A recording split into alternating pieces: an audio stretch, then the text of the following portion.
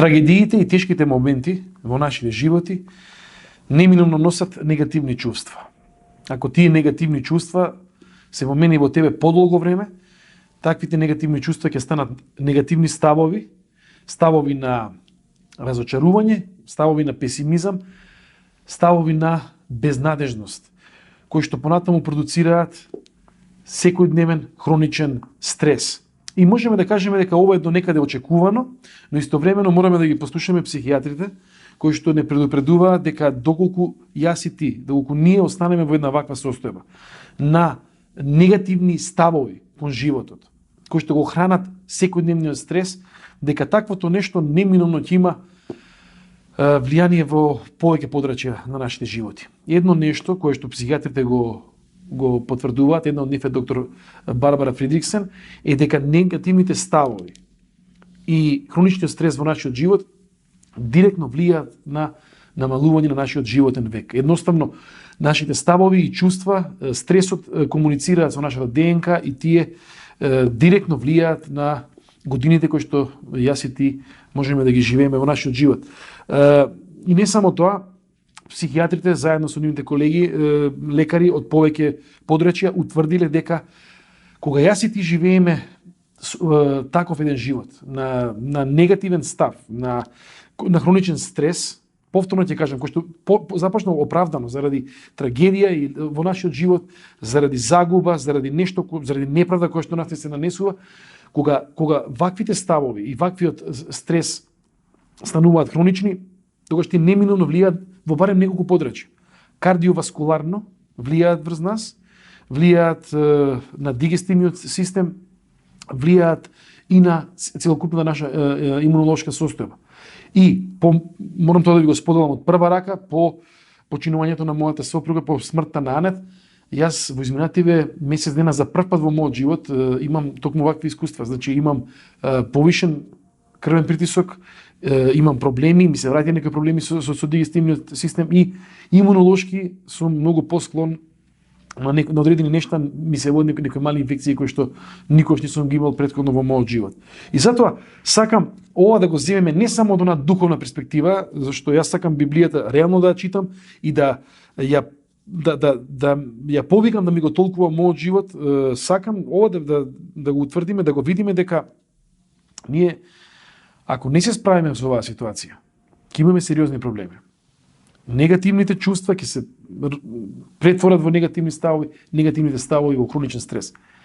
И кога ние живееме со негативни ставови и во хроничен стрес, таквиот живот станува некоја варијанта на пекол на земјата.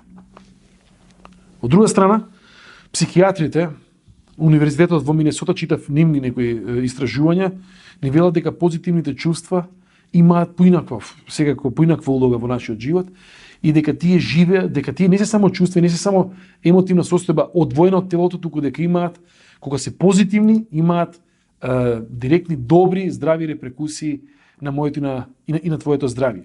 И сакам да ви прочитам еден псалм.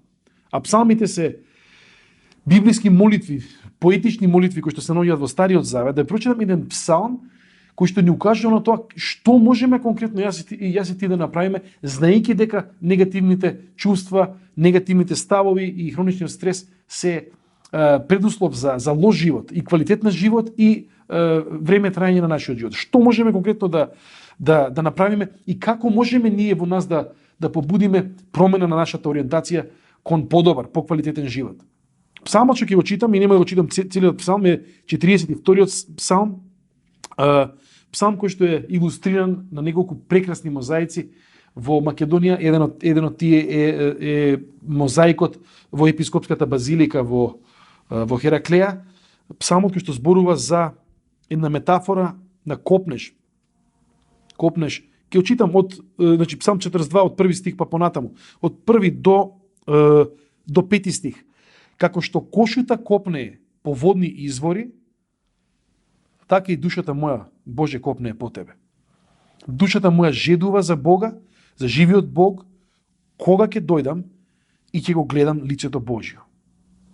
Солзите ми беа леп за мене, и дење и ноќе, кога секој ден ми зборуваа каде е твојот Бог. Се сетив на тоа и ја излив душата своја. Како чекорев со мноштвото, ги предводев до Божиот дом при гласно воскликнување и прославување како на голем празник. Зошто тагуваш, душо моја, и зошто си вознемирена?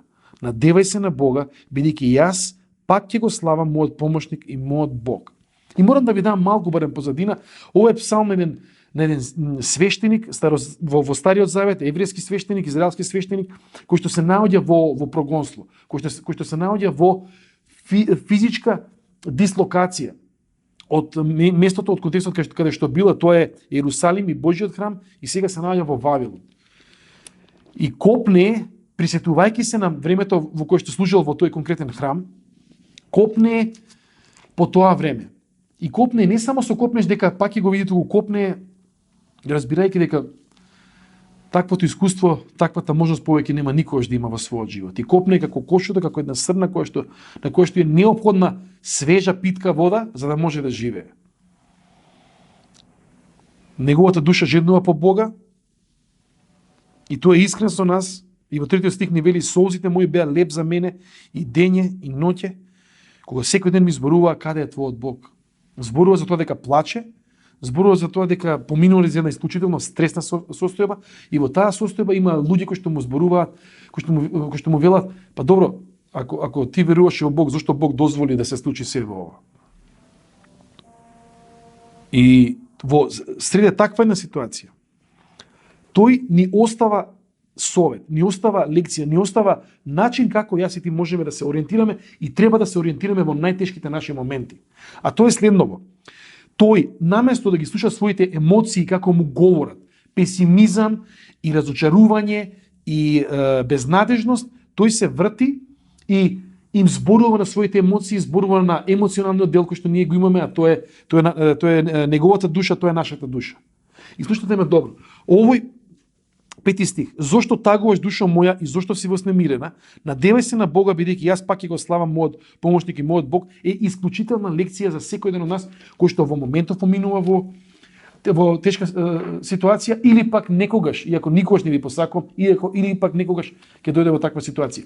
Клучниот совет на псалмистот, клучното сведоштво на псалмистот е дека тој, наместо да се слуша себе си и своите емоции, им си зборува себе си и на своите емоции. И мислам дека ова е клучно. Клучно за да се насочиме кон долгогодишно исцелување на нашата внатрешна состојба, предизвикана од траума, од загуба на ближен и сакан, од финансиска загуба, од некаква ваква, можеби, локацијска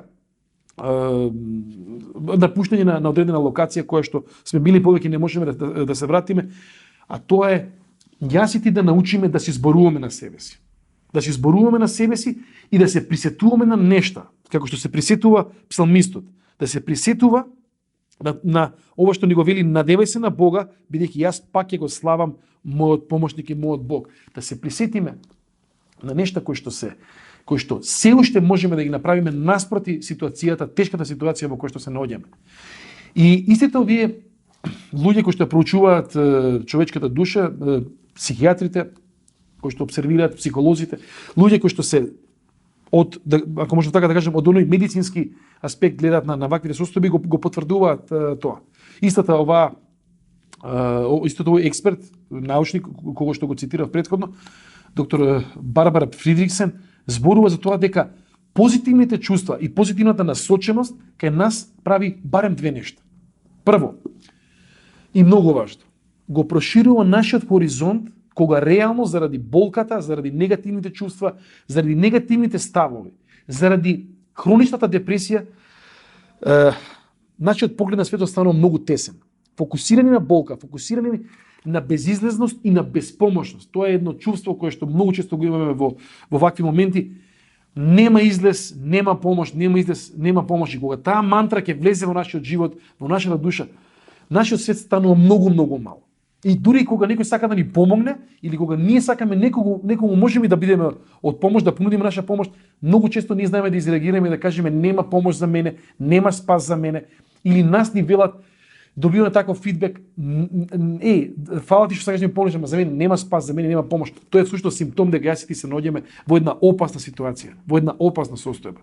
Псалмистот одбива да пребива оваа ситуација, значи овие негативни чувства, овие реални чувства на разочараност, да му станат став и да му станат хроничен стрес.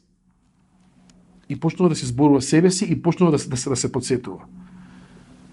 Во овие ситуации, разумот мора да почне да ги храни чувствата. Разумот мора да почне да му наредува на телото и да наредува на душата да гледа пошироко од тој еден проблем, од таа една страшна и трагична ситуација со која што се соочуваме. И знаете што? Вие кои што можеби не верувате, треба да најдете начин да се осврнете на нешта кои што можат да имат позитивен исход наспроти ситуацијата, тешката ситуација во која што се наоѓате.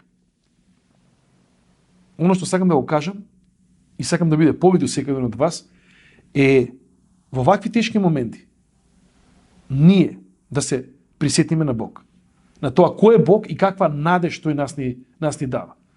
И да почнеме во нас да иницираме праксата на која што се повикува псалмистот е славењето на Бога, ама тоа може да биде пракса на молитва, пракса на читање на Светото писмо, значи повеќе нешта кои што ќе почнат да влијаат во нашиот живот.